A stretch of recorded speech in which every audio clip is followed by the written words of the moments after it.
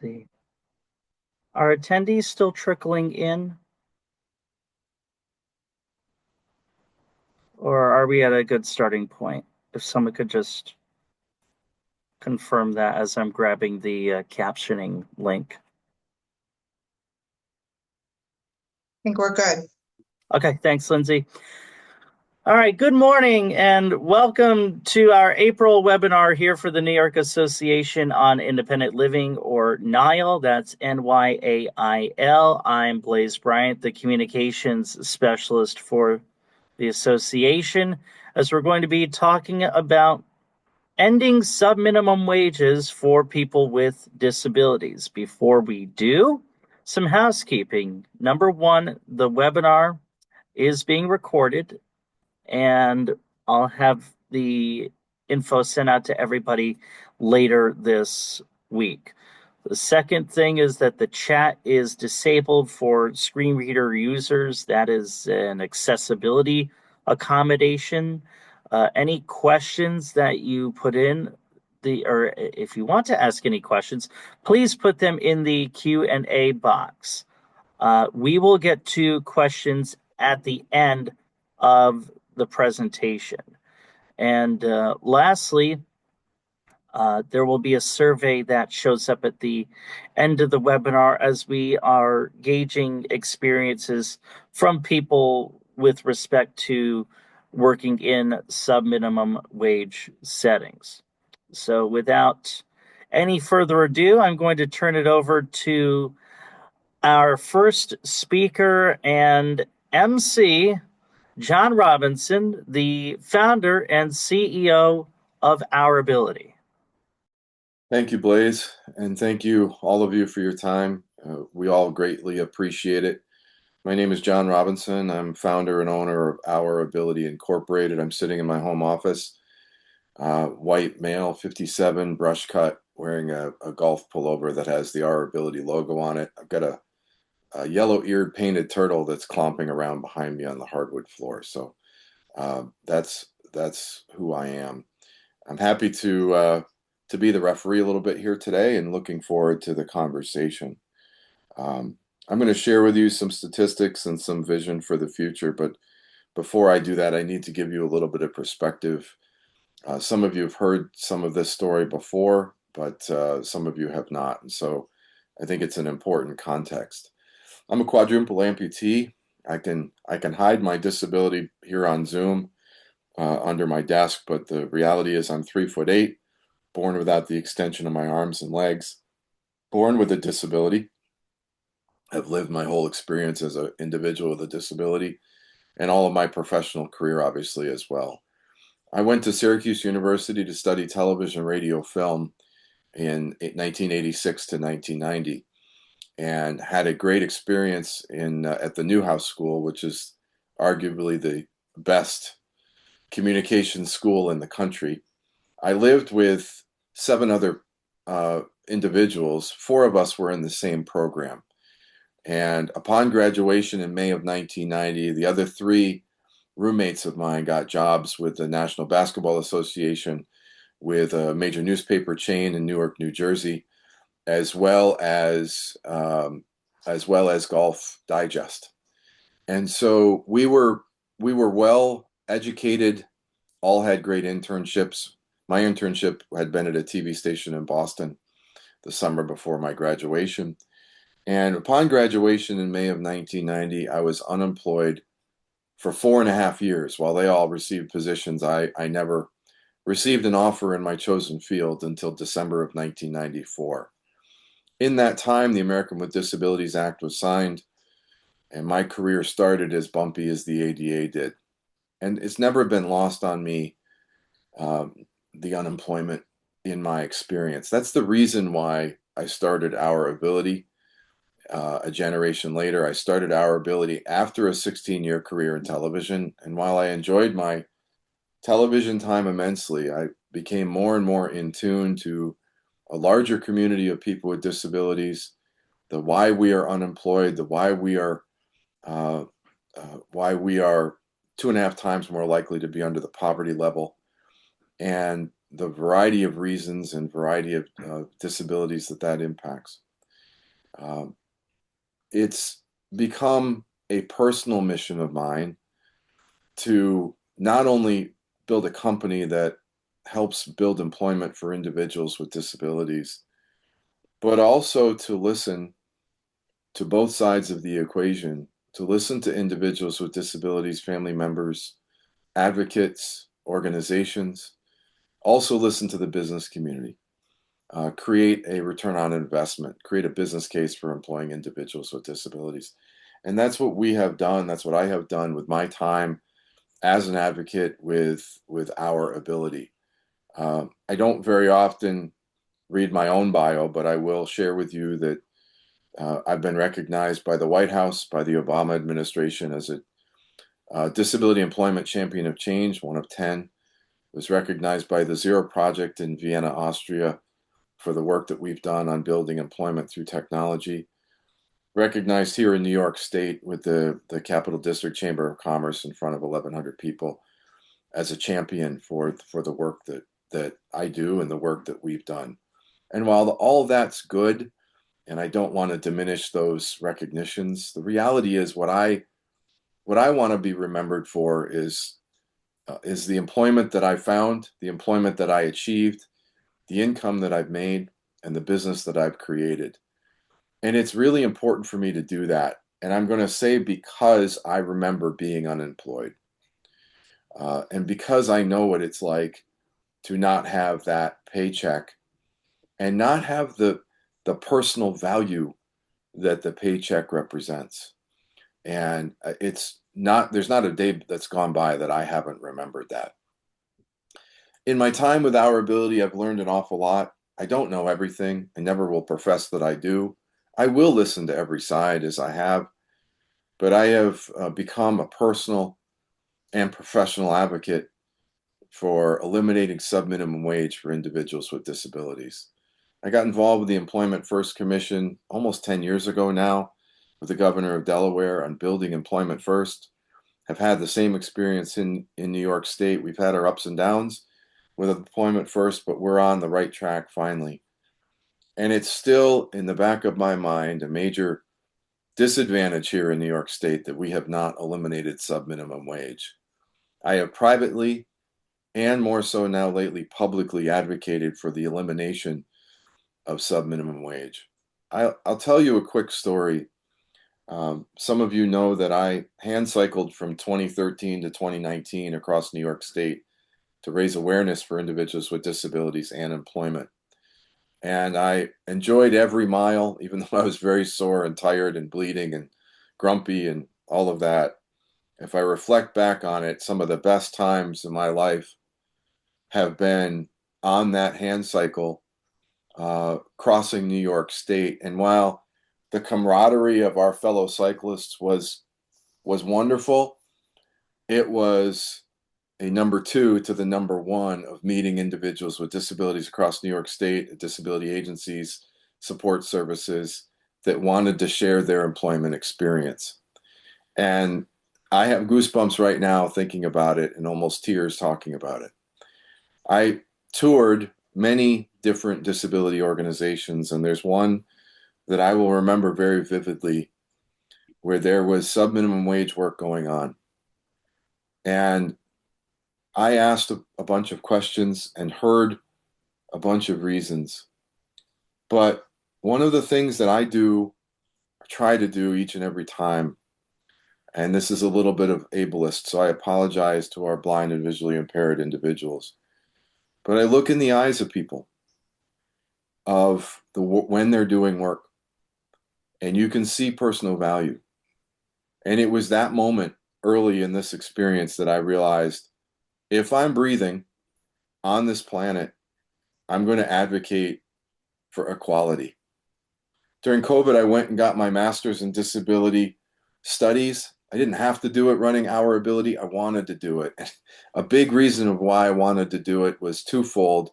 One was understanding and eliminating subminimum wage, and two was to understand eugenics and the devaluation of human life that has gone on in history of individuals with disabilities. Those were the two reasons I did this.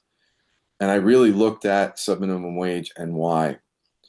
I am a big advocate, and I hope you can hear it in my voice, that it is time for New York State to take a leadership position in eliminating the subminimum wage in this state.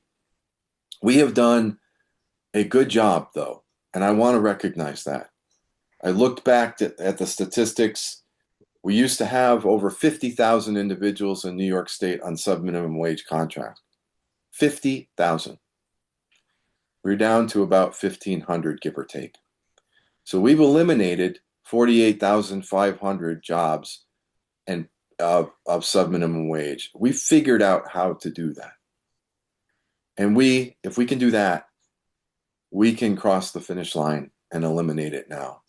Now, it does not mean I don't hear the emails that I get or the conversations that people will have with me of how important some support individuals feel that subminimum wage job is for that individual. I read the email. I hear your position. But at the end of the day, I cannot come down on a side where I in any way devalue individuals with disabilities. Last week, I had the opportunity to do some work with the State University of New York at 3 different campuses out in Western New York. And I was sitting with a director at a disability organization in Western New York when an email came through to me about subminimum wage as we were talking about it. It's almost as if Apple knew what I was talking about. I shared that email with that individual, and they looked at me and they shook their head and they said, the reason we eliminated subminimum wage jobs is because I could not, in good conscience, go out to businesses in our community and advocate for equal employment and then have subminimum wage jobs inside our own house. It means we have to think differently. It means we have to do our work differently. But that's exactly what I've been saying all along. Our ability, our tagline is access to opportunity. There is opportunity out there. And the opportunity right now in New York State that we can seize is we can continue to tell the citizens of New York State that we as individuals with disabilities have equal value. If you believe that there should be a minimum wage in general society, and I think most of us do, for able-bodied individuals, there is no reason why we should not be included in that, in my opinion. And as I said, I will, every day of my life that I am breathing, will advocate for this. I cannot wait for the moment where we eliminate subminimum wage in New York State and Governor Hochul signs that law and I'm standing there with tears in my eyes. Because the truth of the matter is, if laws like this continue to be in existence in the state that I pay taxes in, then that means the state doesn't have equal value and share equal value of me and you. And I feel that's incorrect. And for those of you that disagree with me, I hear what you've said over 15 years. I do not agree, but I have listened. But I do believe that we have the strength within ourselves to figure out what we do and how we achieve success for the 1,500 that are remaining. It's not like we went from 50,000 to 40,000. We've gone to 50,000 to 1,500. We can do it. We are a leader in the United States as a state in advocacy for individuals with disabilities. And I know that we are, and if we are, then we need to lead in this example as well. We cannot fall behind. I'm happy to be your MC. I'm happy to be your referee, as I said before. And now I'm going to turn it over to our next presenter, Jessica Podesva. Jessica is the Director of Advocacy and Public Policy for the National Council on Independent Living. Prior to joining NCIL, she worked with the Boston Center for Independent Living. Go Boston. Jessica has presented many times on the need for ending subminimum wage for people with disabilities. Jessica will be providing a brief overview of the federal legislation, the transformation to Competitive Integrated Employment Act. Thank you for listening to me and Jessica. Look forward to hearing from you.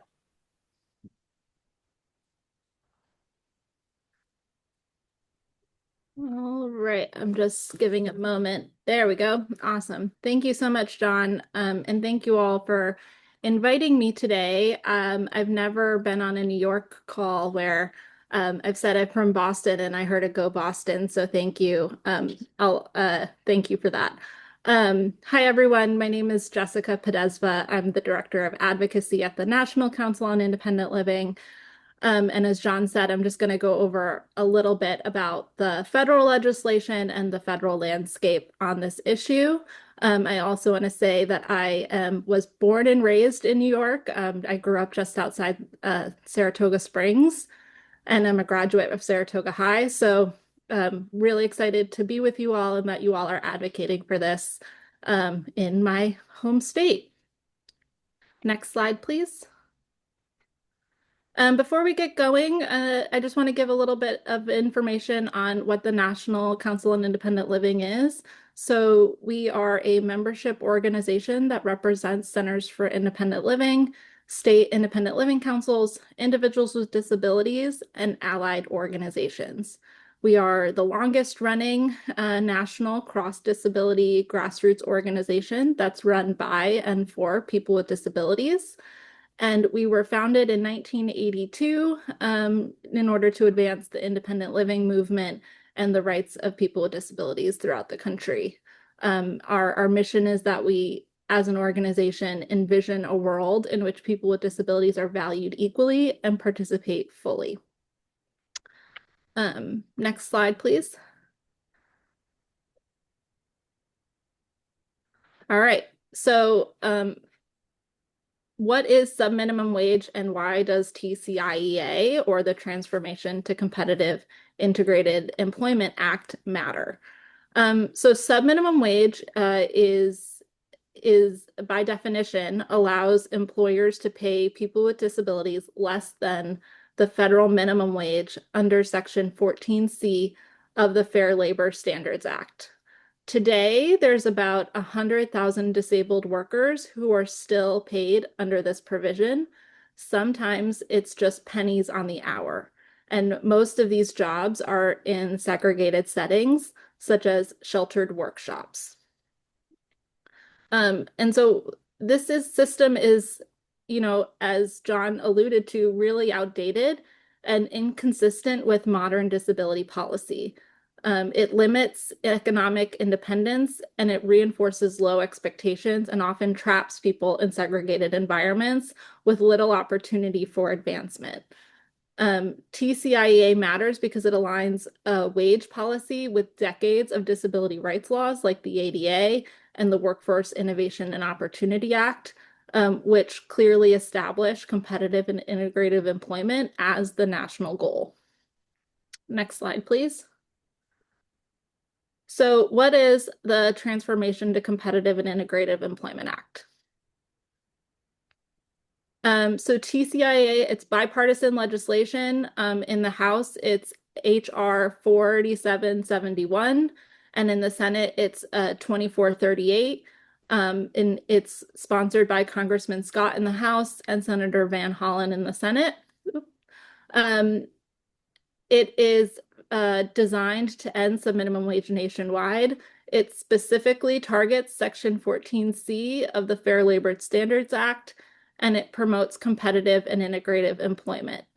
It sets a clear federal direction that people with disabilities deserve competitive, integrative employment and fairly paid jobs, and it recognizes that making this shift requires planning, resources, and support. Next slide, please. All right, so what are some key provisions of TCIEA? So one of the most important aspects of TCIA is that it is a transition model. It's not an abrupt change. The bill phases out existing 14C certificates over 5 years and stops the issuance of new ones. It also provides grant funding in order to help states and employers redesign their employment models and support workers during the transition. The goal here is just not to eliminate the jobs. The goal here is to transition workers into competitive and integrative employment and keep them employed, earning a livable wage. It finally establishes a National Technical Assistance Center so that states, providers, employers aren't navigating this change alone, but can rely on evidence-based best practices from throughout the country and, talk to one another in creating the best transition. Next slide, please. We can skip that. I accidentally duplicated it. All right, slide 7. Thank you. And the other important piece of this is TCIA doesn't exist in a vacuum. It builds directly on a number of large federal pieces of legislation, like the Workforce Innovation and Opportunity Act, or WIOA. And it reinforces that national goal of employment for people with disabilities. It should be competitive, integrative, and in line with individual strengths and interests. So it reinforces that vision and brings wage policy in line with our broader civil rights and workforce commitments. Next slide, please. All right, so there's been a large number of states that have worked on this. Oh, sorry, I'm going to pause because I don't think we have interpreters. We do. Oh, they're not spotlit.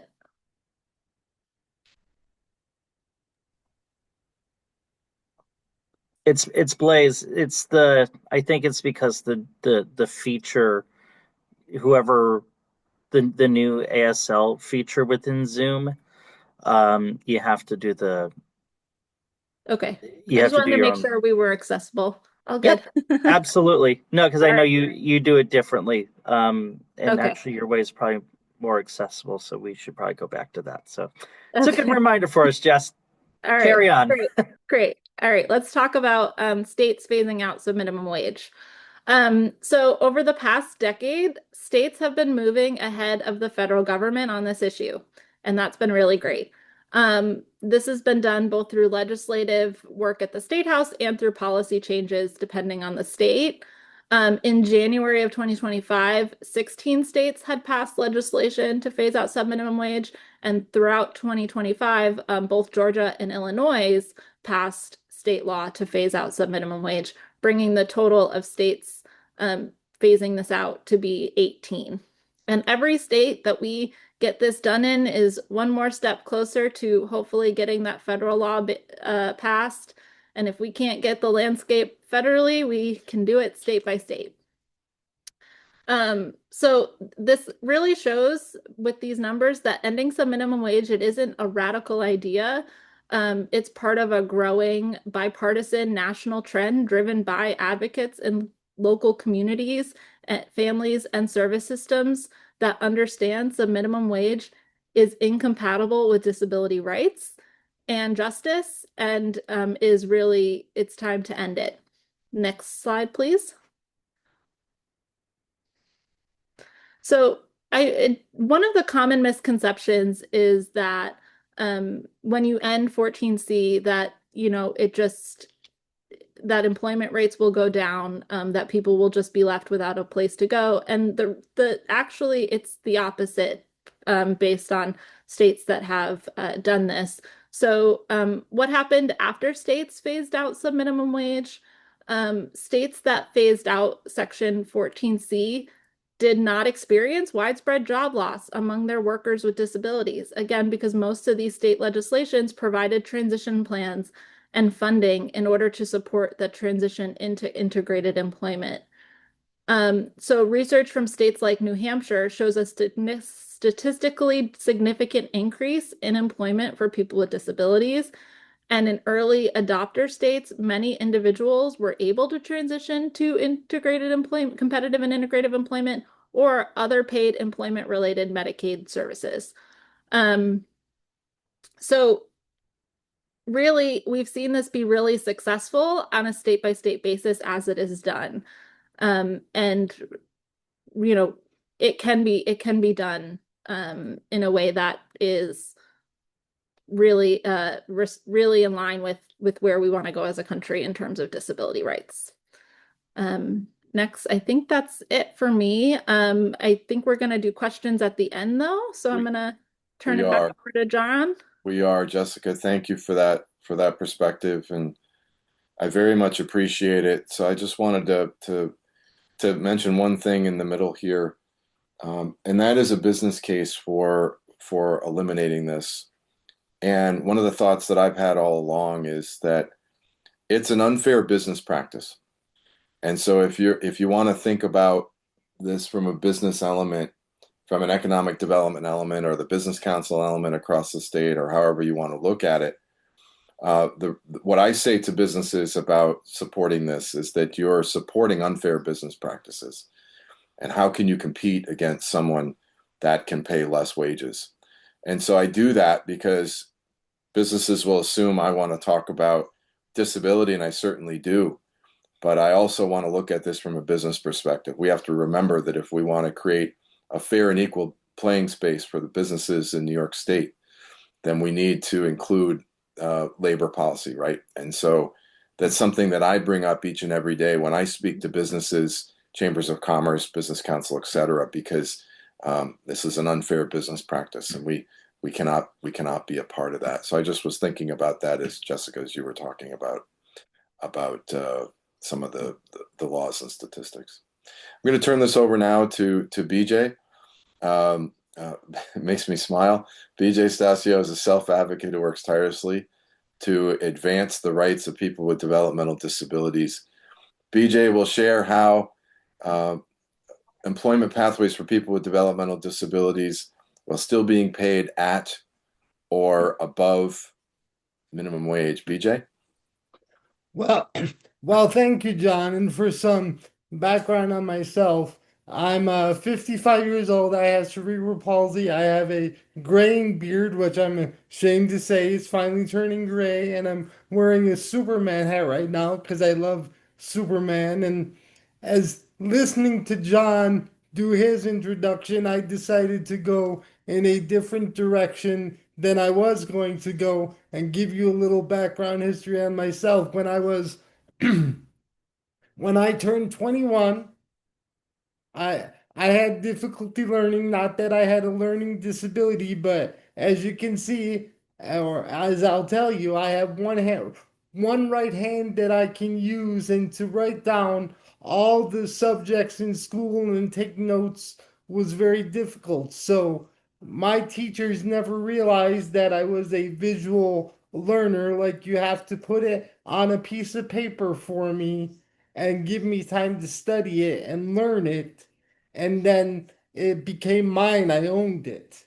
And my teachers never took the time to do that. They would put it on the board and erase it, and I would never get it. So I became a really frustrated student, disappointed in myself, angry, and all that stuff, and did some stuff that teenagers do, which wasn't the right thing to do. So I ended up aging out of school with my GED. I could have went on to high school, but like I said, school was very difficult, and I went to one of those sheltered workshops in Western New York with one of the teachers I trusted, and I remember that the teacher whispered into my ear, "You could run this place if you came here to work."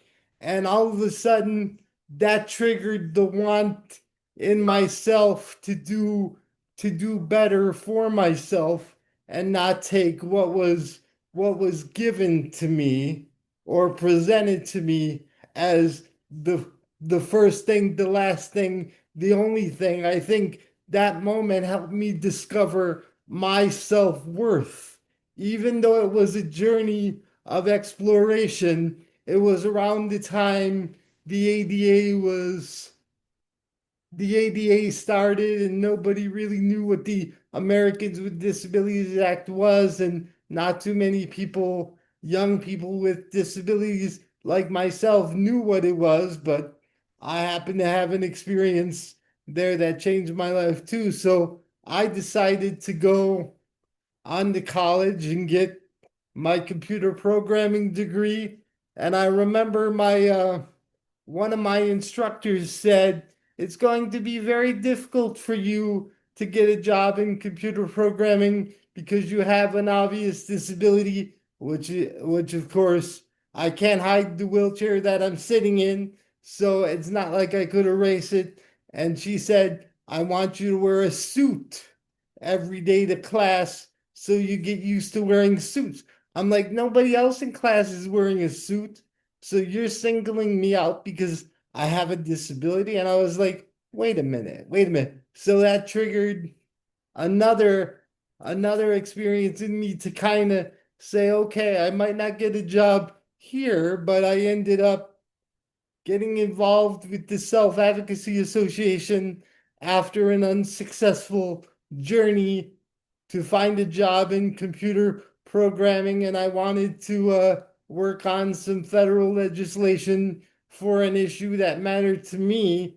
And the executive director at the time of the Self Advocacy Association asked the coordinator in Western New York to hire me as for an AmeriCorps project called Our Experience is the Best Teacher, where we go around, tell our stories of living life with disability. Now, I've never told my story like I am here today. So I was supposed to talk for about 20 minutes and I only talked for about 2 minutes. And I got lambasted by my peers and said, what are we going to do to fill the other 18 minutes that you left us with? So I had to practice. So what basically happened was, again, life is a journey of self-exploration and choices that we make. And I met somebody at a day program who needed my help. Now, keep in mind, I've never really had the, at that point, I never really had the opportunity to help anybody else with a disability. And the room where we were having the meeting was very cold and the air conditioning was on. And he was afraid to ask staff at the day program for his jacket. So I excused myself and him from the meeting to go out in the hallway and talk to him. And I said, here's what you need to do when you want your jacket.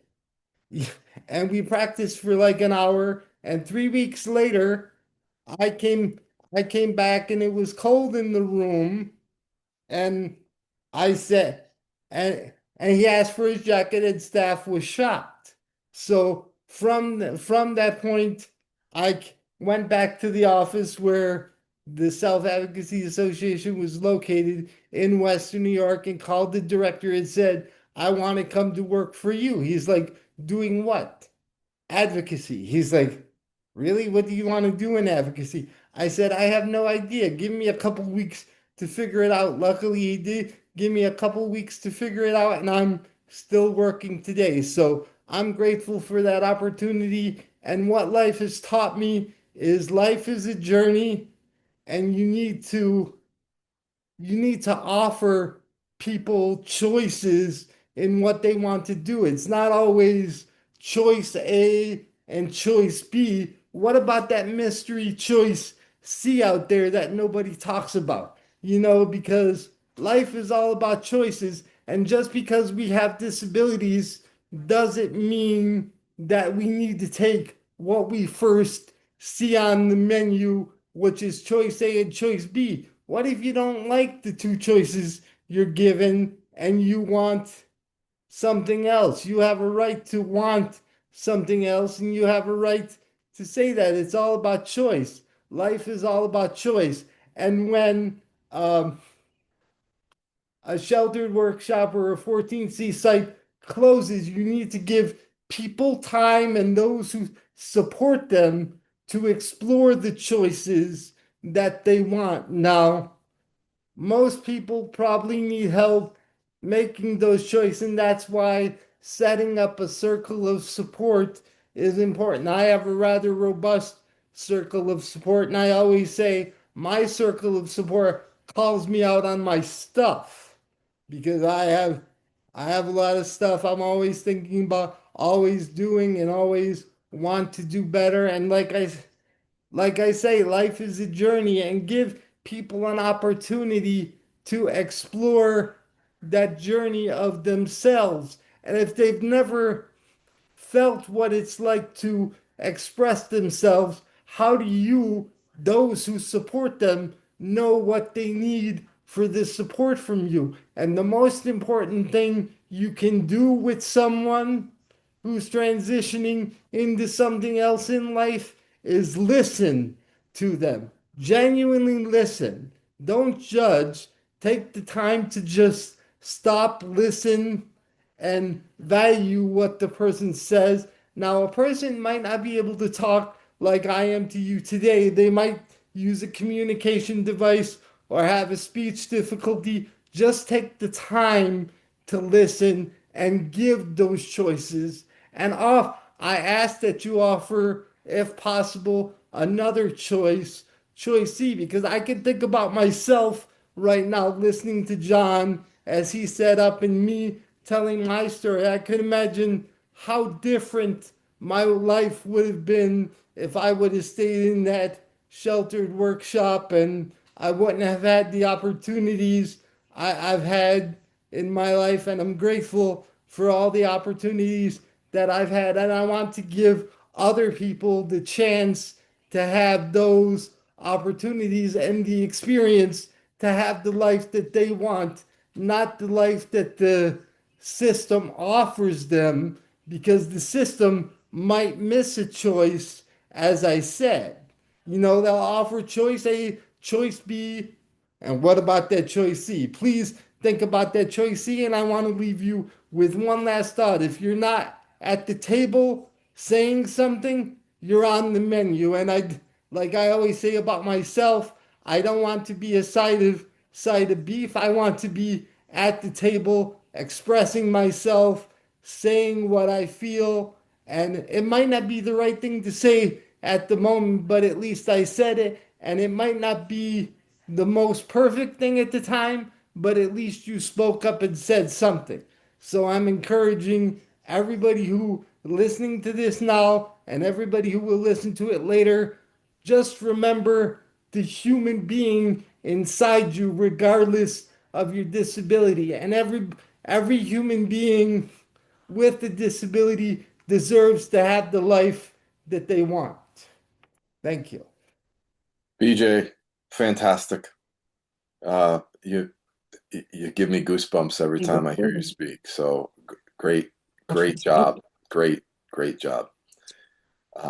As I listen to you, and as we're going to transition to Meghan in a minute, I'm struck with one word, which is friendship. Listening to BJ and have spent time with BJ before at some of these events, I am struck with wondering if people really do listen to when BJ speaks or when I speak. Those individuals that are in the positions in New York State that still support subminimum wage, it often makes me wonder if they truly hear us. And I come to the word friendship because I found in this conversation on subminimum wage in New York State that those organizations and those individuals and those organizations that I thought were friends but support the continuation of subminimum wage, I've realized they are not my friend. They've used me. And that's extremely troubling. And then I've found those individuals that will listen to what we're saying, that change their mind, that have advocated for the elimination of subminimum wage. They truly do listen. And those are the individuals that are and should be my friends. And maybe it shouldn't be that cut and dry, but it is for me, because it's personal for me, it's personal for BJ, and it's personal for all of us in New York State with a disability. And we can't let that go. And I have lost business relationships and friendships because of this issue. And I don't want this to be that way anymore. Find the people that support this issue, work with them, be passionate as BJ is, because that's how we're going to get this across the finish line. And I'm struck with that thought as I listen to BJ. So BJ, thank you very much. Gonna now move on to Meghan Parker, another friend. Meghan Parker is the project director for the subminimum wage to competitive integrated employment, or SWITChy. Really cool name. This is a new pilot program administered by ACCESS-VR. Meghan has worked on the issue of ending subminimum wages for people with disabilities as the former director of advocacy at NILE. Meghan? Thank you, John. And hi, everyone. Great to be here. As John said, I'm currently at ACCESS-VR, which is the vocational rehabilitation agency, or Voc Rehab, that serves most New Yorkers with disabilities. And ACCESS-VR successfully received a grant to run a 5-year model demonstration project in New York, which runs through September 2027, with the overarching goals of helping people with disabilities who are currently in subminimum wage to get into competitive integrated employment, reducing the number of people working in those settings under those 14C special wage certificates, and hopefully, lessening the number of people who are actually entering into them in New York. Next slide, please. So, as a model demonstration project, we're not statewide. We're just in 6 counties. I always think that's important to highlight. So we're operating in 2 cities, which is Buffalo and Rochester. We're on all of Long Island, Nassau and Suffolk are 2 suburban counties, and we're in 2 rural counties, Wayne, which is outside of Rochester, and Cortland County, which is outside of Syracuse. So that is where we're currently working. Next slide, please. Okay, so we have a bunch of partners on this project. There's a lot of people working on it. Don't have a ton of time to go through them, but because we're a model demonstration project, we're being evaluated. So Cornell University is serving as our evaluator. NILE and 5 independent living centers that serve those 6 counties are providing the bulk of the services to the individuals our project is serving. And San Diego State University, SDSU, and Griffin Hamas and Associates, GHA, are both leading experts in the field of customized employment, which is a service that we're going to talk about in just a moment.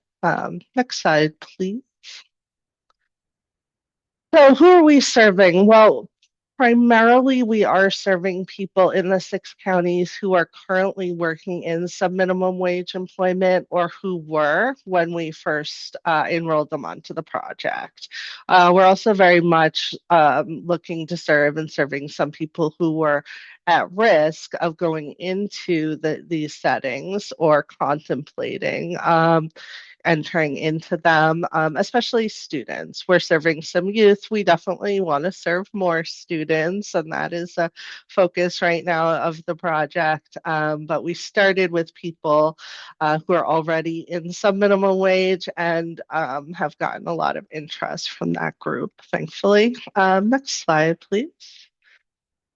So I wanted to take a minute to just talk about one of the aspects of the project that have been successful from the start, which is how we've enrolled the bulk of the people onto the project.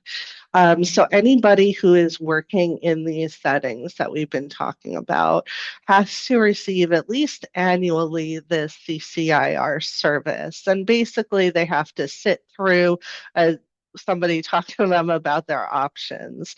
And it has, historically kind of just been something that they check a box off, and ACCES-VR has provided kind of virtually to large groups. In this project, though, we've really changed how we're doing it. We go into the work centers. We talk to people in small groups, so it's much more time intensive. We go there a few times and really try to start engaging them in talking about their interests. What are their thoughts? What do they like doing? Have they ever thought about working in somewhere else in the community? And also really spending time talking to them about the difference between what they may be making and what they could be making if they earned minimum wage, which I'll tell you has been a real eye-opener for a lot of people.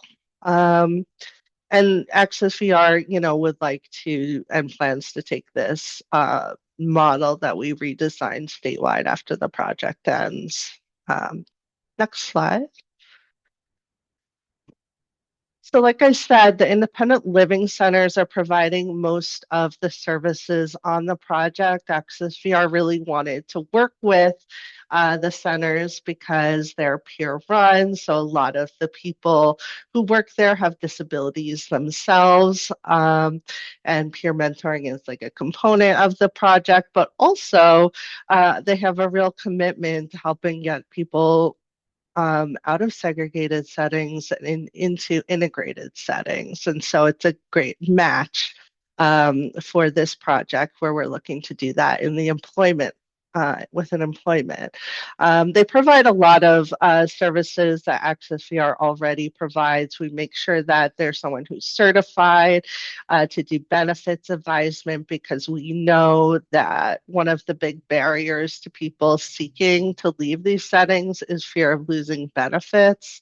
And so really trying to make sure that people have good information about how they can keep their benefits, even if they go to work, and really engaging with families in those conversations. Some of the services ACCES-VR already provides, we provide in this project to adults. So some of these services like self-advocacy and work readiness are typically offered to like transition age youth, but we've been offering it to adults, which we think has been really helpful for a lot of people. And customized employment is a new service for ACCES-VR. Not technically it has been a service that we've offered for some time, but we really never had the providers who are trained to provide it. And we've learned a lot of lessons through this project and found we also really didn't have rates that would support it. So we're working with some of our partners like SDSU on bringing customized employment, not just making it an available service during this project, but also looking at what we need to do to make it a service that's available statewide after the project ends. Next slide, please. So who is customized employment for? Well, ideally it is for anybody who has not been successful through other employment strategies. Certainly people who are working in segregated settings. Also, though, people who have not been successful, let's say they tried supported employment, it didn't work out. Customized employment may be a good service for them. People who have really the most significant disabilities and no work history may do really well with customized employment. Next slide, please. Okay, so customized employment is a service that our employment specialists have gone through extensive training and receive ongoing mentoring to provide. It is done almost exclusively in the community. And if you or a loved one sign up for customized employment, you can expect that they will be spending probably ideally a couple times a week for months. Going into the community. It involves a lengthy discovery process. And it really kind of gets to what BJ was talking about. Don't just consider option A and option B. So what they do is they start by bringing together everyone the individual's circle of supports and get everybody on the same page. And then really start going into the community to do familiar activities. So if somebody, let's say, things in their church choir once a week, they'll go to church and watch them sing in that choir, and they might talk to the choir director. If they like to volunteer somewhere, they will go and watch them volunteer. They're going into the community and they're talking to people. What is this person really good at? What are their interests? Where do they shine? What settings might they flourish in? So it's a very person-centered, individualized service, and it can't really be rushed. And through that process, they'll come up with themes and that they can then do some unfamiliar activities. So let's say somebody really loves animals. Well, they may bring them to a dog groomer and say, can this employment seeker come here for the day and try working for the day? It takes a lot for the employment specialist to get those doors open, so it can be a challenging service to provide. But ultimately, you learn so much by just going into the community and doing these activities with people. Next slide, please. Okay, so it really seeks to match the interests and abilities ultimately of the individual with the needs of the business. It might involve job carving, so taking tasks that a bunch of other people already do at a business that may be sort of time wasters and giving them to somebody that the employment seeker who really loves doing things. Like we have somebody who just really loves sorting. But it might look like actually creating a job. So the employment specialist really needs to be trained to be able to assess a business's needs so that they can help develop that position if needed. Self-employment can also be a component of customized employment. I will say, kind of in closing, that we have seen that this service can take a long time, especially when, all of our project staff are pretty new to providing this service. They were trained by the end of February last year, and it probably wasn't until December that we started getting people jobs. But we've now gotten, several people positions in the community who have never successfully worked in the community before, who seem to be flourishing. And so, it's not an easy or quick service to provide, but it can be, really helpful for people where other strategies have not. I think my last slide is just my contact information. I know we'll do questions at the end, but if anyone wants to reach out to me, that's my information. So thank you. Great job, Megan. That's fantastic. And before we turn it over to Tony, Megan, you said something extremely important that I want to reiterate and emphasize, that understanding the business need is essential. Every business that we've dealt with around North America, the success happens when you understand what the business truly needs. And one of the advantages that we have in this conversation is that we have labor force. It may mean that we have to think differently. It may mean that the business has to think differently.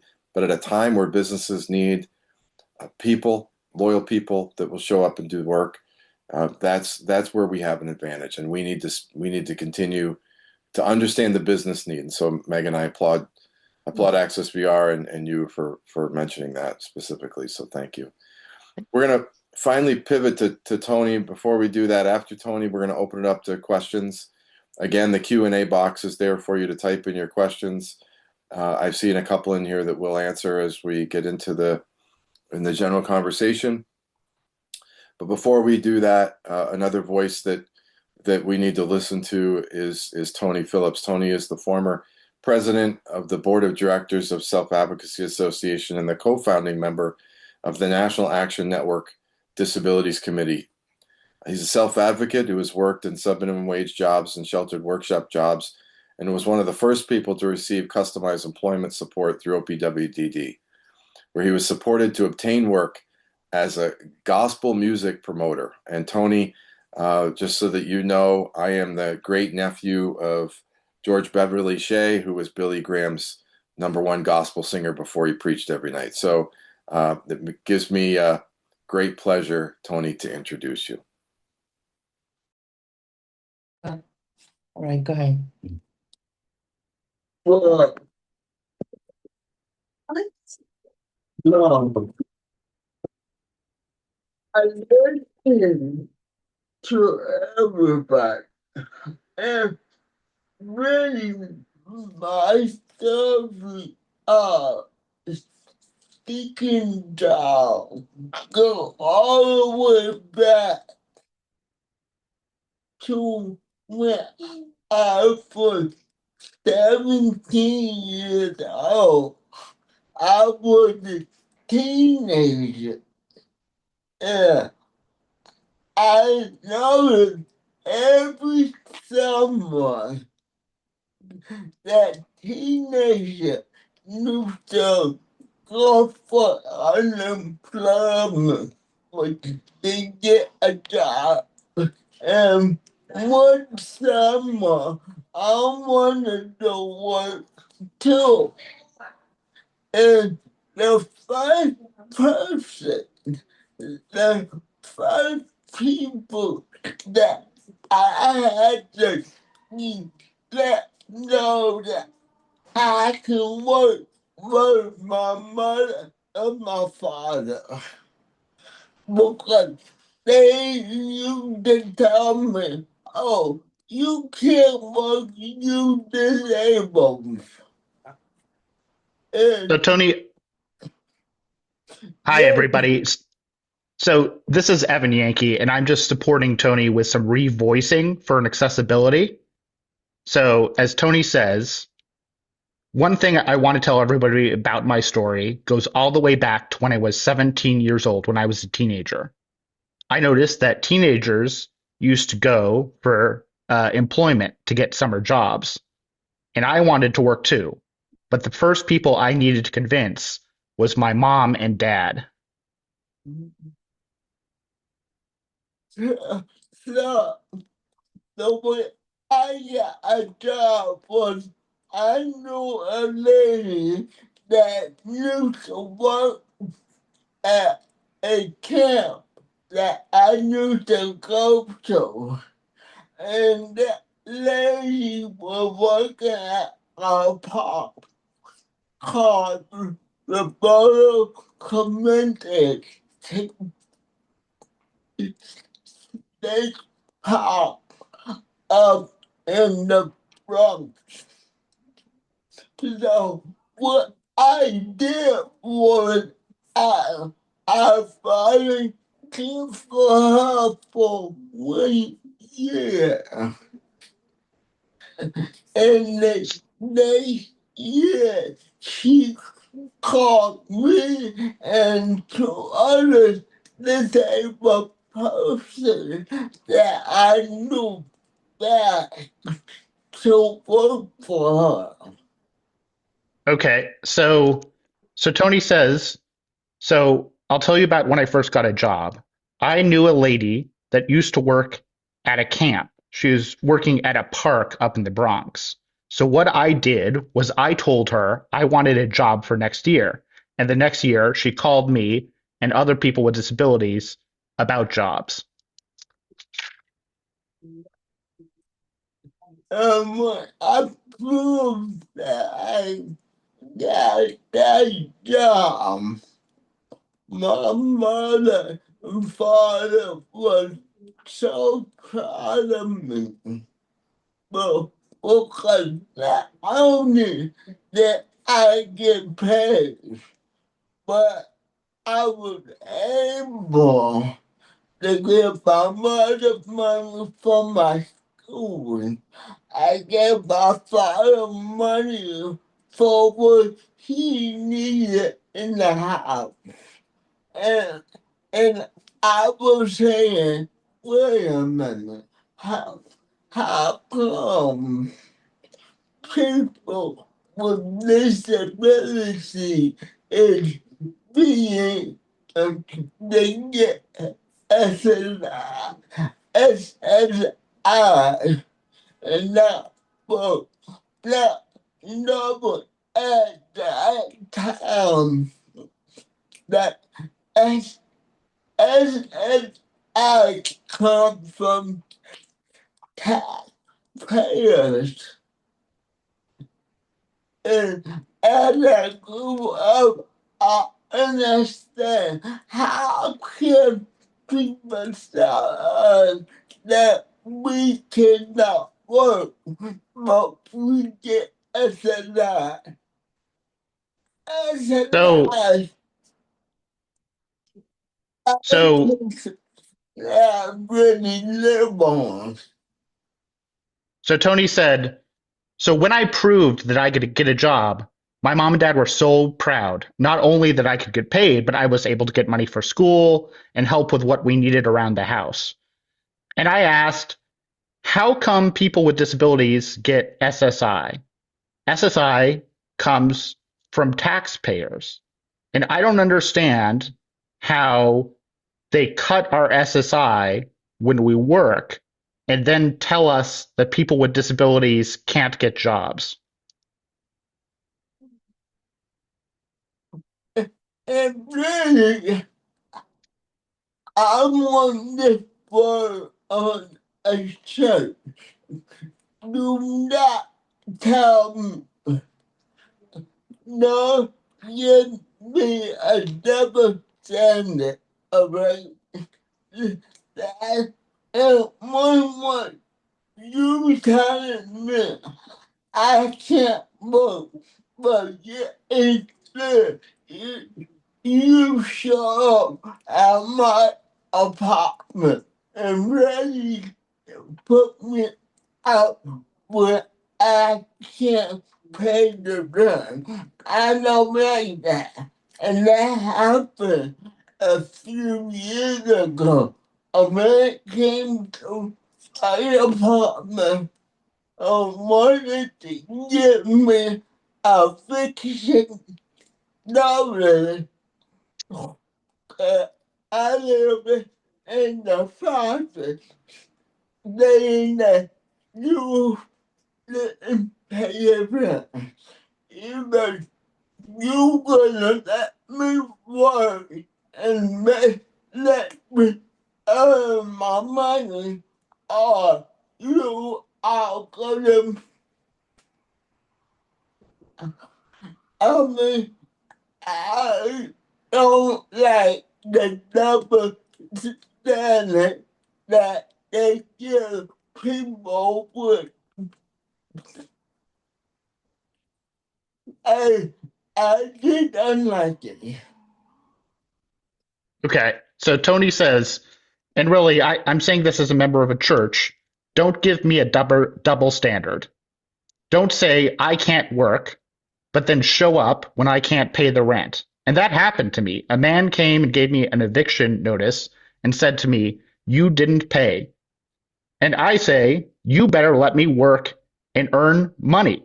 I don't like the double standard. And really, and that's what they really tell people with disability. It's really unfair.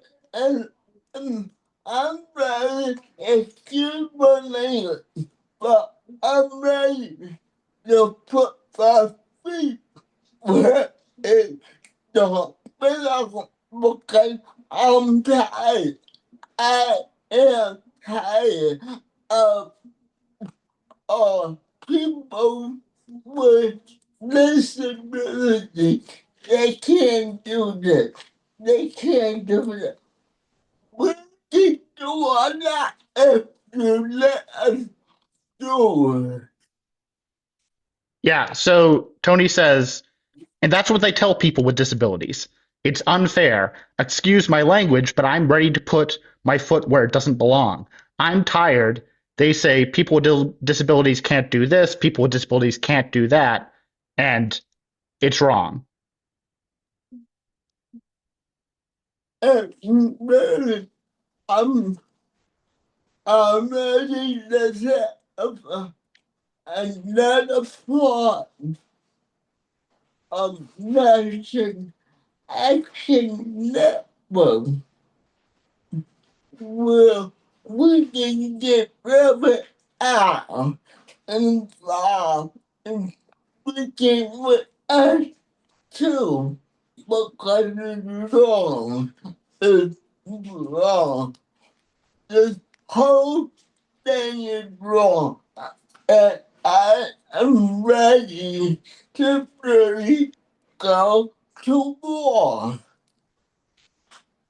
Um, And um, so Tony says, and I'm ready to say, I'm part of the National Action Network too, and where we can get Reverend Al Sharpton involved with us too. And it's wrong. It's wrong. I'm saying it's wrong, and I'm ready to go to war. and, and, and another thing, we should get our politicians to recognize us. And I don't want to go offline, but they recognize everybody else, but people with disabilities. And another But thing is we need to get our politicians to recognize us. They recognize everybody else except people with disabilities. This is Blaze. You're absolutely right. We're slightly behind time, Tony. So if you could share with us the story of you working in a subminimum wage workshop, if we could just jump to that so we have a little bit more time for questions, that'd be great. There, please. okay, first of all, when I was working in the South of Boston, I, I didn't know about minimum wage. I thought I was making money. I have no money just like my father and mother. But I wasn't. But yeah, it's still it will help me to know that I could buy nothing. So Tony says, first of all, when I was working in the sheltered workshop, I didn't know about work. I thought I was making money like my mother and father, but I wasn't. And I couldn't buy nothing. That I wanted. But I wasn't getting paid.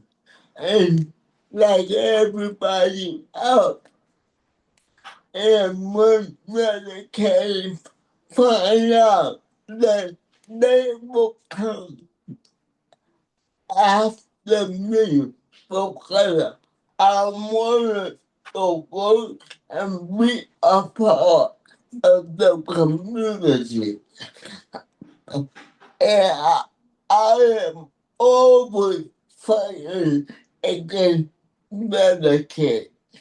And exercise, I do that when I'm a part of the working community. I don't get it for free. So Tony says, I wasn't getting paid like everybody else. And when it comes to Medicaid, I wanted to work and say that we are part of the community. I'm always fighting Medicaid and Social Security. And Tony, I didn't get the last part. And really, it's tough. because you, you shouldn't have to make a choice. You shouldn't have to make a choice. Because when you get a certain age, you want to live like everybody else. Because when you get a certain age, you want to live like everybody else.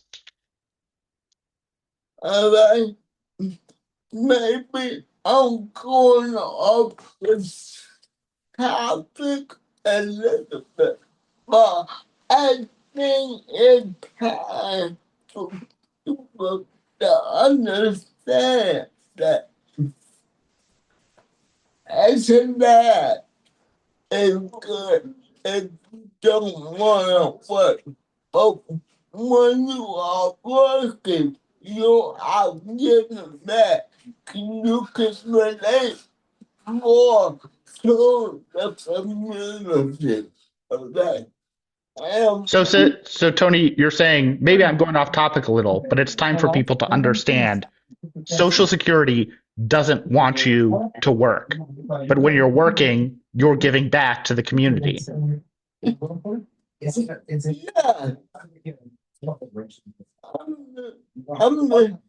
crazy. It is really, really crazy. It's crazy. It's crazy. And we need to do more than this. We really need to get out there And we need to do more than this. We really need to get out there and push the issue. and push the issue. And because really, I really don't want to say no more because then I'm going to go off. Because really, I don't want to say no more because I'm about to go off. Well, that works. Tony, thank you so much. This is Blaze here. As we have about 15 minutes for Q&A, and for that, I'm going to just jump in and introduce Max Rodriguez, the Manager of Government Affairs for the Center with Disability Rights. Max, take it away. Thanks for that, Blaze, and thanks for everybody who presented today. We had a couple questions that we did answer in the chat. I'm just going to go through those really quick. Nick asked if the PowerPoint could be emailed. The recording, this webinar is being recorded and will be sent out later in the week. Kathleen with the slides as well. Yeah, with the slides. Kathleen asked about the transcript. Blaze, is that something that can also be provided? Yeah. So with the words, with the video, there will be the transcript. It'll be a YouTube video, but I can also just attach the transcript separately if that makes life easier too. Great. And then Kathleen said, she too is a congenital quadruple amputee, and she worked for 30 years at the Port Authority and is retired. She gave her email, which is KCL. I've got it. Okay. Yep. And as for John's email, John gave her email. I think Blaze, you'll probably include the presenters' emails as well in your email later in the week in case anybody wants to reach out to them. That's correct. So what I'll do is I will copy every presenter. Tony does not have email, but Evan will be the best way to reach Tony. So what I'll do. No. Oh, you do? Okay. Then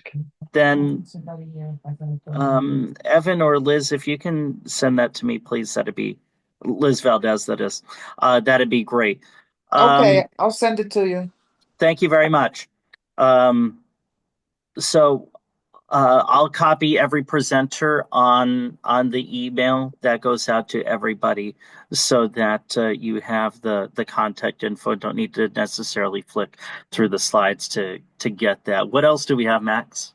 So Dylan, from Assemblymember Steck's office, asked if anybody who would be willing to provide a letter of support, please email him, and gave his email. He also requested that folks email the Assembly Disability Chair, Angela Santa Barbara, to express support for passing the bill.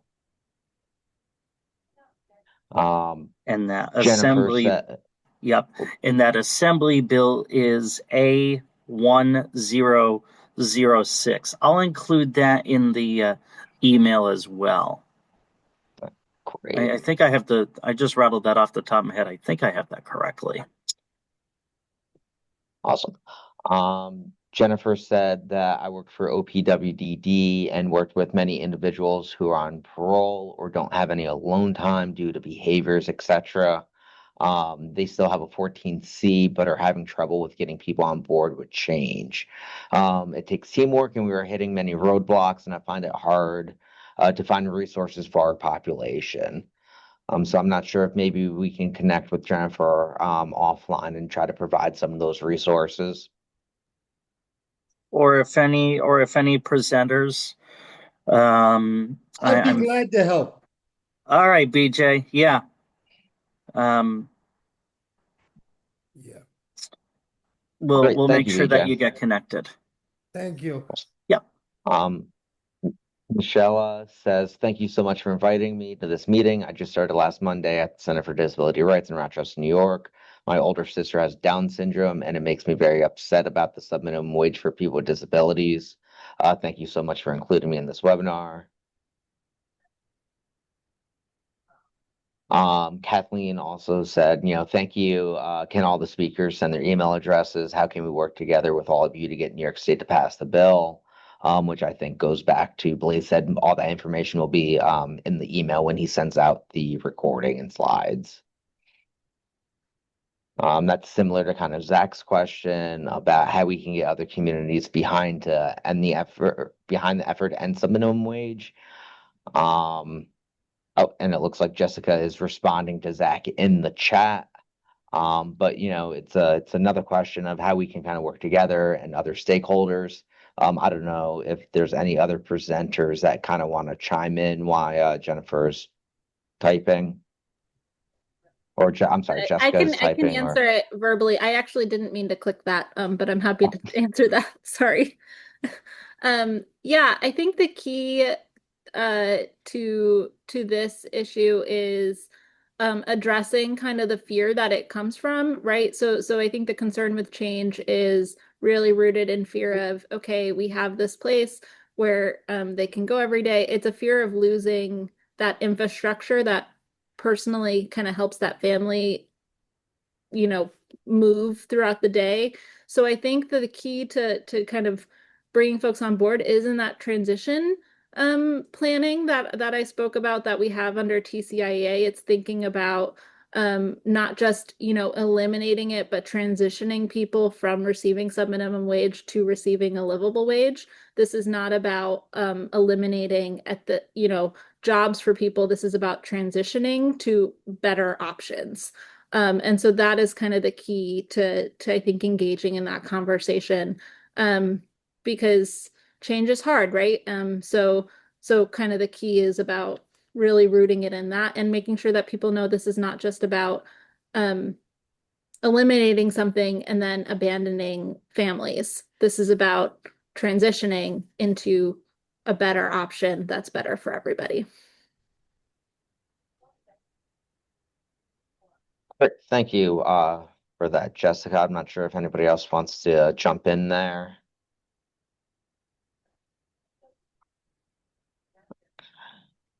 There's an anonymous question in the chat. Can you help me understand the perspective/argument of those who defend the subminimum wage? I'm not sure if any of the presenters kind of want to jump in on that. Yeah, Max, I get that all the time, and it's an offshoot of what Jessica just said. It's a lack of understanding that there's transition and other programs to lead towards to integrated employment. And it's extremely troubling because the feedback that I'll get or others will get is that paycheck matters to the individual the way it is, and that's completely understandable. Any paycheck would matter, but the reality that there are programs in place and there is assistance in place to transition, to other opportunities of full employment, and that's what we need to work on. And again, it goes back to the number that I gave at the beginning, that if we've transitioned, the 95+% already, that there's ways to do this, and we need to be thinking, how do we do the last 5%? And that's what we need to share with people, because I think it's a lack of understanding that we have systems in place in New York State and beyond that have done this before, have shown success at it, and we can help the last remaining find that way. And I'll go back to the previous question about how do we build community, how do we build consensus, and the first two comments on the question and answer about emailing Dylan, emailing Assemblymember Santa Barbara. It's extremely essential that Assemblymember Santa Barbara's office hears this from everyone on this that's attending, because the head of the disability committee should be supporting this, and it's almost egregious that that's not happening. So everybody should grab his email and flood his inbox, because that would make an impact. Thank you, John. Lori just wanted to say that it's important, that it is important people understand that SSA does provide work supports for SSI and SSDI beneficiaries, helping them to work to the fullest abilities and save money for their futures. Yeah, this is Blaze. Let's just quickly, because there were a lot of acronyms in there, not to sound like Phil Steck, but Dylan, I'm sure you're probably laughing and I don't notice. But SSA, Social Security Administration. SSDI is Social Security Disability Insurance, or what we just generally call Social Security. What other acronyms were in there, Max? There's SSI. Oh, yeah, Supplemental Security Income, not Social Security Income. SSI stands for Supplemental Security Income. And just a quick time check, we've got about 4 minutes for any questions before we wrap this up. Hey, there's a question here on how often these webinars happen. I think, they can sign up for the notifications at the NILE website. Kathleen asked how can somebody join the Employment Public Policy Committee? Blaze, I don't know, or Elizabeth, if you want to handle that question. Sure. So you can email me. My name is Elizabeth McCormick. I'm the Director of Advocacy for NILE, and I'll put my email. I'll type the answer for the question and put my email there. And with the newsletter, when I send the email out with all of the information, there's a link in my signature where you can sign up for our newsletter. And actually, anyone who signs up for these webinars, we actually just add you automatically to our newsletter list, because that's something we legally can do, which I didn't realize until recently. So you actually you can do both, but we're glad to have you involved with everything here. And then looks like one of the last things is Mariah, not a question, just wants to express gratitude for such a great panel. Very well said, everyone. And I absolutely agree. I don't see any other questions. I think everything's been answered. Okay, perfect. All right, well, I'll answer the question about the webinars. This is Blaze again, about how often they happen. We shoot to do webinars once a month. And actually I'm still figuring out what we're going to be doing for our May webinars. So if you sign up for our newsletter, you follow us on social media. Facebook is at New York Association on Independent Living. That's all written out. Instagram at Independent Living NY. And then we also have a LinkedIn page as well. And that, again, just like Facebook, is New York Association on Independent Living. I'm not hearing any notifications come in with questions, but again, actually, this is just a good time to wrap up here. So, thank you to everyone for participating. There have been a lot of people that have been involved with putting this webinar together, and I want to thank everybody. Our Director of Advocacy, Elizabeth McCormick, our Executive Director, Lindsay Miller, Max Rodriguez, who you just heard from the Center for Disability Rights, Molly Senak with Center for Independence of the Disabled New York ran our slides. And then to our presenters, and MC John Robinson, Jessica Podesva, Evan Yankey, and Tony Phillips, along with BJ Stasio. I don't know the correct, is it Stasio or Stasio, BJ? I want to be correct on that, because I've heard both. Whatever you want to call me, Blaze, it's fine. Just don't call me late for dinner. Well, yeah, hey, same here, man. BJ, Stasio. Well, let's just go with Stasio, and Meghan Parker. This has been a great webinar to pull together with all of you, and I'm really glad we were able to pull this together and have the attendance that we did. There is a survey that's going to show up in your browser at the end of the webinar to gauge experiences on subminimum wage work settings. So please, if you are able to fill that out, if you don't have time right at the end of the webinar, no big deal, because I'll include that in the follow-up email that will go out probably tomorrow at this point. So with that, thank you all very much for such a fantastic webinar on the need to end subminimum wage for people with disabilities, or I should say subminimum wages for people with disabilities. Let's all work collectively to make this happen, because disability rights are civil rights, and so are equal wages.